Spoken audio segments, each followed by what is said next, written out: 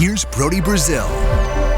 Well, I suppose most of this was to be expected, that in somehow, some way, some shape, some form, Connor Bedard and Macklin Celebrini are always going to be seen and put together side by side, compared, contrasted, maybe both known as the future of the NHL, but that just comes with the territory, right? Number one picks in sequential years, the biggest names to come out of the draft at the very top in quite some time. Bedard went straight to the NHL, found success. Celebrini is now going straight to the NHL. He's finding success. I'm not here to necessarily pit them against each other to try and pick out who's better, who's having a better start, although there are some interesting parts that we'll dive into.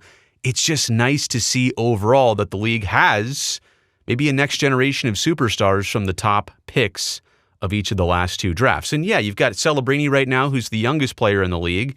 He was the first overall pick, summer of 2024. Bedard went to Chicago in the summer of 2023. Here are the bodies of work all on your screen. This is all that we necessarily know, and these are the simple stats, right? But here's the basics on Celebrini and Bedard. For Connor, 90 games. He played most of last year, minus the injury, about mid-season. 26 goals, 51 helpers, 77 points in his first 90 NHL games from last year to this year. A minus 48 rating, yeah, he's on Chicago. And that's another part about both these players. There are so many similarities, but there might be a difference that I'll point out in just a second with Macklin Celebrini. Bedard skates about 19 minutes, 41 seconds average time on ice per game in his career. Compare that to Macklin Celebrini, just 13 games under his belt. Played the first game this year, missed a handful of games after that, has since come back and been tremendous for the San Jose Sharks. 7 goals, 4 helpers, 11 points. He's a minus 5. Again, the Sharks are still struggling and trying to turn things around. They've shown a lot more signs of life and improvement since Celebrini's return. He's on the ice for an average of 20 minutes and 15 seconds per game. So, hard to even really make sense of both of those players and numbers other than, yes, they've both found success early in their careers. Bedard this season is struggling, though, a little bit more. He's come out even in the media to say that he's frustrated with his game. He's just going to fight through this. He's going to try and find it again. We all know he will, but to the sense of Bedard, maybe there is kind of a sophomore slump going on, but that certainly is not the case with Macklin Celebrini. Let's get to this comparison first, and then quite honestly, I'm going to make most of this video, the rest of this video, about Macklin Celebrini. The comparison between Bedard and Celebrini. Let's just address this. It's unfair, but it's also unavoidable. This is just kind of the fun part of sports, the nature of sports, that we would see two players and we would wonder, well, is one already better than the other? Or what might the careers look like for one or the other or both of these players? Similar, different? What trajectories are they on? Again, it's unfair because neither player has even played 100 NHL games yet, or been on a proven team, like surrounded by great players yet. Neither player has even turned 20 years old yet. They say that the body and the brain don't finish maturation until almost 25 years old. They're not even close to that. Teenagers, still, neither have seen the playoffs. So, if we don't yet know the full potential of each player, how exactly could we even compare them side by side in the long run? For the ultimate takeaway, we can't really do that yet. We're just taking a look at literally the smallest sample sizes. But I say it's unfair to look at these players yet. It's also unavoidable, right? Because of their similarities, because of how they came into the league, because it doesn't happen every year that the top draft pick goes straight to their team and is one of the major contributors. So it's unavoidable and it's fun, but we do know this. There might be one thing instantly that could separate Celebrini from Bedard, and that is Macklin might be surrounded by more talent sooner than Connor. Both Chicago and San Jose had great years. Now they're going through rebuilding years. For the Hawks, it was losing Kane and Taves like back to back, and then Bedard came right in. For the Sharks, it was a complete teardown and rebuild, even though maybe they kind of avoided that for a while. Then they went full steam, but the Sharks have been rebuilding their pipeline as well. It's not just about Celebrini in San Jose. He's the focal point. How about a Will Smith or a Quentin Musty eventually, or Yaroslav Askarov. So many players, William Eklund from even a couple years prior. So many players in the Sharks pipeline or players, young players on the actual Sharks right now that are guaranteed to be good things in the years to come. The Hockey Writers did a poll, actually more of an assessment, at the beginning of this season, ranking each NHL's team's pipeline. The Sharks came in at number 1. Chicago came in at number 10. So if there is one difference that we can maybe automatically point out and say, well, this has nothing to do with Bedard or Celebrini, but it's their situations, it might be that the Sharks surround Macklin quicker than Chicago surrounds their Calder Trophy winner of last year, Connor Bedard. Here's my takes on Macklin. And I've watched almost all of his shifts so far. I've got to see 2 games he's played in person.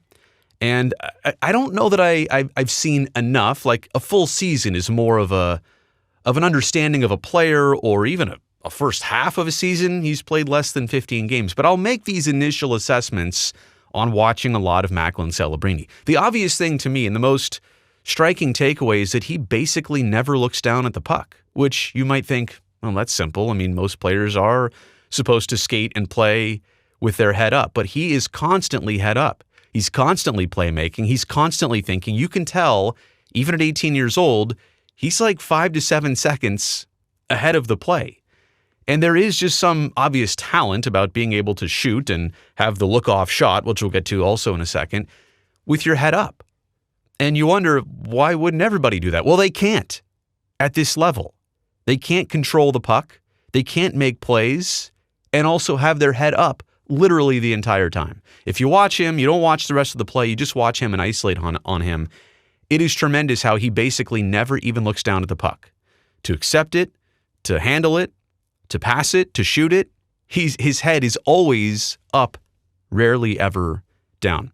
He's also an excellent skater. He goes to space. He creates space with the puck, without the puck. I mean, that's another thing, too. We're talking about Macklin and the wrister and his ability of making plays and driving center lanes. That's all nice, but he's also a great skater when he doesn't even have the puck. And the look-off shot. This is another thing, too, which I feel like as much as skating with your head up is a trend, the look-off shot could be more of a calling card for Macklin Celebrini. He could be known for this, and this is something that even if goalies and defenders know that he does this from time to time, how would you ever know that the look-off shot is coming when he's not ever actually looking where he's shooting, or sometimes looking where he's passing?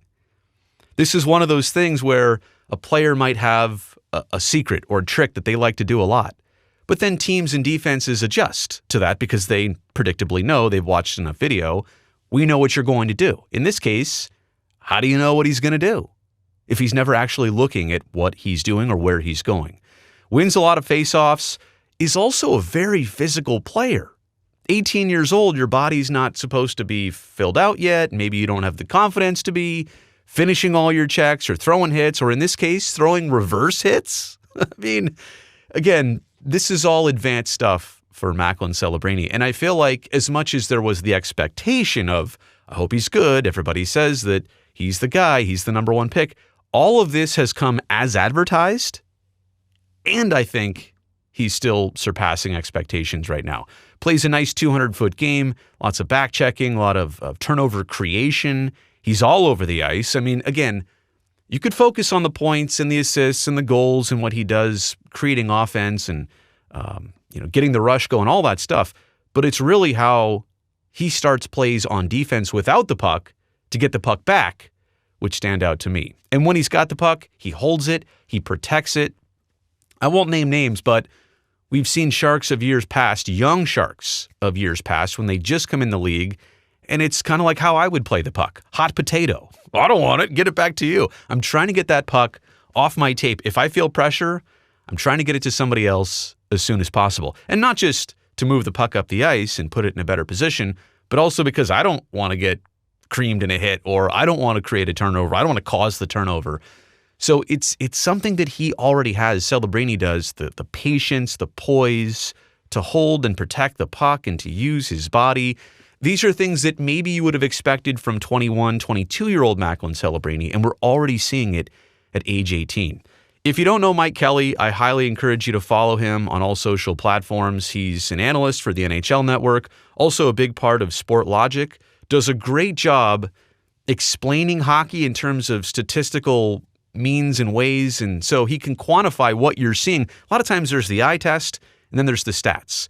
And what Mike does a lot of times is put together the eye test and the stats to help make sense of everything in the bigger picture. Again, great follow. Highly recommend that you go seek Mike out on social media and on his broadcast work. Here's a couple things that he pointed out in a thread on Macklin Celebrini. So I wanted to give you my thoughts first and then add what Mike is saying. Creating offense, puck moving, great understanding of how to get to the middle on zone entries. Something that he worked on a lot at BU last season. So here's the stat on that. Per game, and this was from a couple days ago, Macklin Celebrini is first among all NHL forwards in controlled zone entries at 9.1. He's ahead of McKinnon and McDavid. When you're ahead of Nathan McKinnon and Connor McDavid in anything, that's pretty good, especially this category of, playmaking, creating offense, getting the puck in the zone. And like Mike points out, a lot of times it's that center lane drive where he'll move to the middle, which will create space for a winger. He might pass the puck to that winger, and then the defender goes to the winger, and then now he's open in the center of the ice, driving that middle lane. So that's one observation on Macklin that I've seen, totally agree with. Mike just says it better than anybody could. Explosiveness, already showing that elite ability at getting off the wall and getting to the middle of the ice when receiving the puck in the offensive zone. Elusive and protects the puck well. Getting off the wall, huge. Supporting your teammates, being able to let them make that short pass to you, start the breakout, absolutely imperative. The stat here is that per game, Macklin is fifth amongst forwards in open ice dekes, like beating defenders one-on-one. The top four are, no surprise, McDavid, Terry, Eichel, and Kirill Kaprizov. And Macklin Celebrini's already in that category. He's fifth, only behind those other four players, right? And again, this is early, but this is definitely encouraging.